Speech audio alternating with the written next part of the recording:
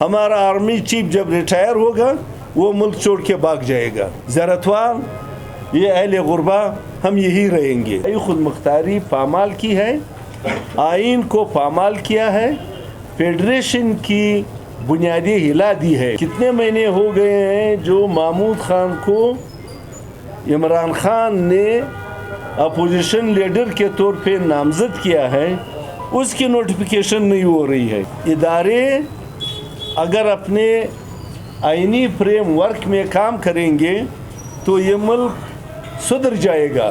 جو رویہ آج پی ٹی آئی کے پریس کانفرنس کے دوران پریس کلب میں اجازت نہ دینے کے طور پہ اپنایا گیا تھا, میں اس کی سخت ترین الفاظ میں مذمت کرتا ہوں.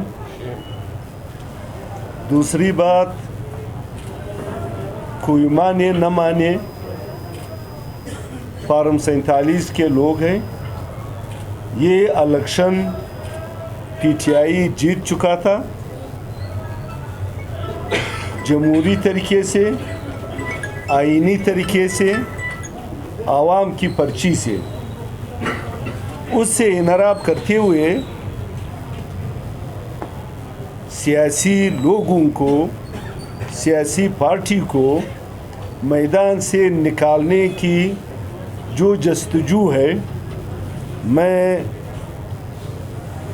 دو پارٹیوں سے جن کا ایک نعرہ تھا کہ جمہوریت ہماری سیاست ہے, میں پوچھنا یہ چاہتا ہوں کہ آپ جمہوریت کی بوری وہ لپیٹنا چاہتے ہیں. دوسری جماعت جس کا نعرہ تھا ووٹ کو عزت دو, اس عزت کو پامال کرنے پہ اتر آئے ہیں.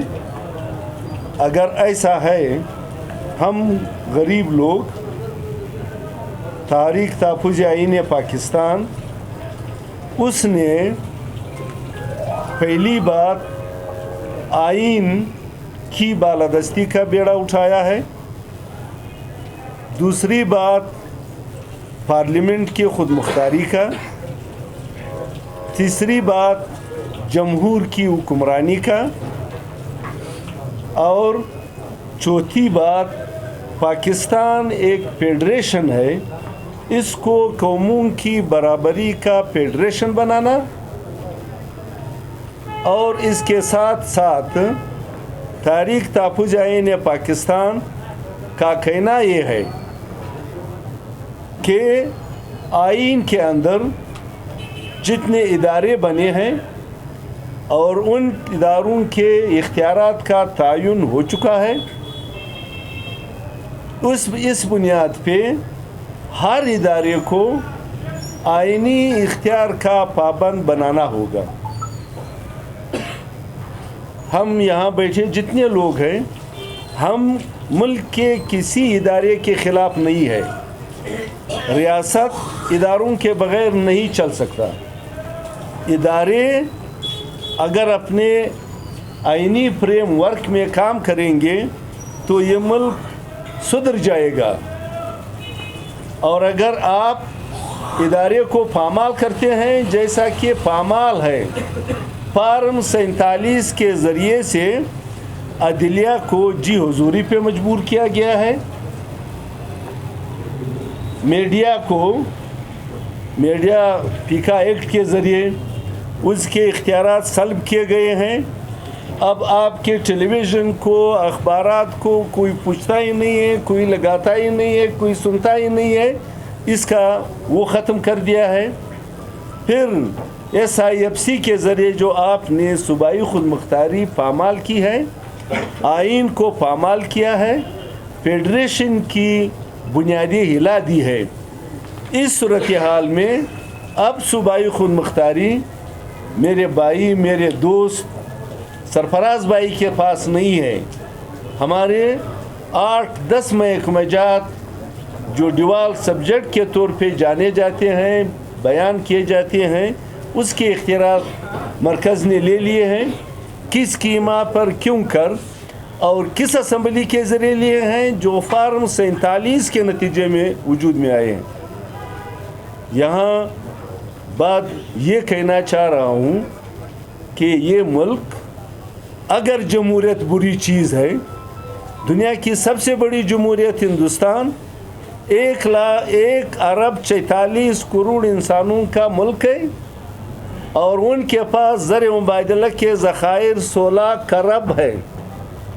हम 4 अरब के लिए तरस रहे हैं। इन करतूतों के नतीजे में वो कहाँ खड़े हैं और हम कहाँ खड़े हैं। और एक दिन की फ़र्क से पाकिस्तान की तश्कील इंडिया की ये हुई है, अब वो वहाँ तक पहुँचे हैं। तो हमारा कहना ये है कि इस मुल्क के मसाइल का हल जमहूरियत है।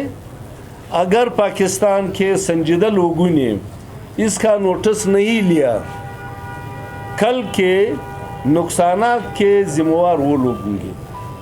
हम इतना बताना चाहते हैं कि जो भी जलसा है, जो भी जमहूरी अमल है, न बंदूक है, न ऐसी कोई ममनुआ चीज़ लोग उठाते हैं, एहतजाज करते हैं, तकरीर करते हैं। आपके पास लोग हैं, हमारी तकरीर का वो जवाब दिए। और आप अगर गालम गलोच से काम लेते हैं, ये हमारा काम नहीं है।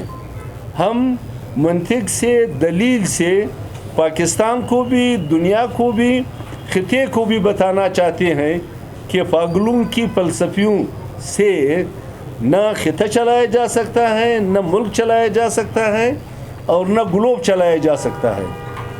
रिक्वेस्ट हमारी ये होगी कि अपने मुल्क में आते हैं, अपने मुल्क के जो मामलात हैं उसको सुधारने के लिए तारीख तापुज़ आईन पाकिस्तान मैं कैसे बयान करूं। कितने महीने हो गए हैं जो महमूद खान को इमरान खान ने अपोजिशन लीडर के तौर पे नामज़द किया है, उसकी नोटिफिकेशन नहीं हो रही है। और आपके पास मुकम्मल मशीन मौजूद है, स्टेट रियासत की मशीन। एक आदमी जो कुछ भी कहता है, आपके पास सब कुछ मौजूद है, आप उसकी तरदीद या उसके जवाब कैसे देंगे। लेकिन ये उनका आईनी हक है।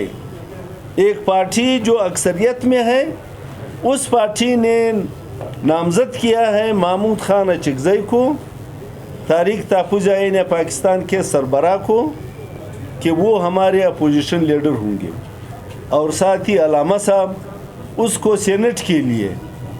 तो कहने का मकसद ये है कि आप आने वाले वक्तों में हम जैसे सियासी जमहूरी लोग जो यहाँ बैठे हैं, हम मामलात की बिगाड़ के ज़िम्मेवार फिर नहीं होंगे।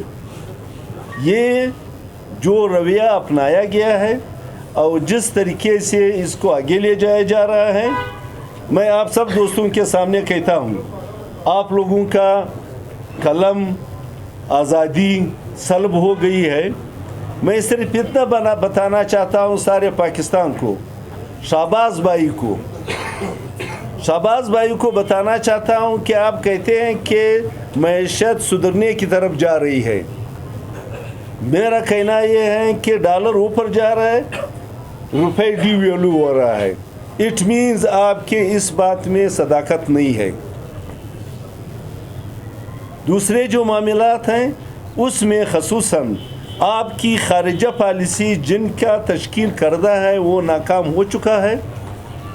आपका खारिजा पॉलिसी नहीं है, आपके खारिजी ताल्लुकात है। और खारिजी ताल्लुकात में उतार चढ़ाव ये फितरी बात है। और तीसरी बात ये है कि आप दुनिया में जहान में तन्हा हो चुके हैं, आपके साथ कोई नहीं है। इन बातों के होते हुए खुदा के लिए इस मुल्क पे लोग रहम करें। हम आप इस मुल्क में रहेंगे। जो आदमी ये वादा करता है कि मैं पाकिस्तान का सबसे बड़ा वफादार हूँ, रिटायरमेंट के बाद वो वफादार एक दिन पाकिस्तान में घर बच्चे यहाँ उसने नहीं बसाए हैं, भाग गए, चले गए हैं। वफादार पाकिस्तान के अवाम हैं जो न कहीं गए हैं, न भागे हैं, न फलाना है, न फलाना है। मैं इसका आपकी बात को कैसे कबूल करूँगा? कल हमारा आर्मी चीफ जब रिटायर होगा वो मुल्क छोड़ के भाग जाएगा। ज़रतवाल یہ اہل غربا ہم یہی رہیں گے. ہم اس لیے ذمہ داری سے بات کر رہے ہیں کہ ہم نے یہاں رہنا ہے, اپنے لوگوں کے ساتھ زندگی بسر کرنی ہے, گزارنے ہیں موت تک جس طریقے سے بھی ہے, لیکن انسانوں کی طرح, جمہوری لوگوں کی طرح, پاکستان کے وفادار شہریوں کی طرح اور ریاست کے اداروں کی احترام کرتے ہوئے, قانون آئین کو بالادست سمجھتے ہوئے ہم یہاں گزارا کریں گے. عدلیہ نہیں ہے, میڈیا نہیں ہے, فلانا نہیں ہے, فلانا نہیں ہے, سیاست نہیں ہوگی, تو یہ باتیں سن کے آپ کر کے کچھ بھی وہ نہیں کر سکتے ہیں. آخر میں داؤد درخشاہ صاحب کی اجازت سے اتنا کہوں گا کہ ہمارے تعلیمی اداروں میں طلباء کو فنکشن کرنے نہیں دے رہے ہیں, نمبر 1. دوسری بات یہ ہے اس کے ہم سخت ترین الفاظ میں مذمت کرتے ہیں اور ہم سب نے اس کو توڑنا ہوگا. دوسری بات یہ ہے کہ ہماری زرعی یونیورسٹی, اس کی بلڈنگ ہم اپنے گورنمنٹ میں تقریباً 5 ارب روپے غریب صوبے کے اس کو دے چکے ہیں, وہ کرائے پہ دے رہے ہیں. اور ہمارے پاس صوبے میں زرعی یونیورسٹی نہیں ہے. ہمارے بچے در فدر پنجاب, خیبر پختونخوا, سندھ میں گھومتے پھرتے رہتے ہیں مسافری میں ڈگری حاصل کرنے کے لیے, اس کو نہیں چھوڑا جا رہا ہے. اور یہ جو گورنمنٹ ہے, میں صرف اتنا کہتا ہوں, یہ اپنے عوام کو تعلیم دینے میں مکمل ناکام ہو چکا ہے. 52 لاکھ بچے ہیں ہمارے, 52 لاکھ میں 30 لاکھ بچے اسکولوں سے باہر ہیں. شرم کی بات ہے, 30 لاکھ بچے باہر ہیں, انٹرنیشنل رپورٹ ہے. صحت کے حوالے سے یہ مکمل ناکام ہے.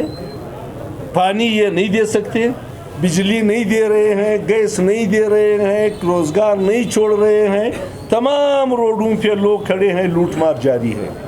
ایسی صورتحال میں ملک کے سیاسی جمہوری محب وطن لوگوں کا یہ فرض ہے کہ وہ اٹھے. ان کا جو جلسہ ہے اس کی جلسے میں 2 دسمبر کو خان شہید کا جلسہ, اور اس میں تاریخ کے تحفظ آئین پاکستان کی تمام سربراہان آئیں گے, اس میں شرکت کریں گے. ہم آج کی پریس کانفرنس کی توسط سے دونوں جلسوں کو کامیاب بنانے کے لیے تمام صوبے کی عوام سے, جمہوری لوگوں سے استدعا کرتے ہیں کہ وہ اس میں شرکت کر کے اس کو کامیاب بنا کے اپنی محب الوطنی کا, جمہوریت پسندی کا ثبوت دیں. ڈاکٹر صاحب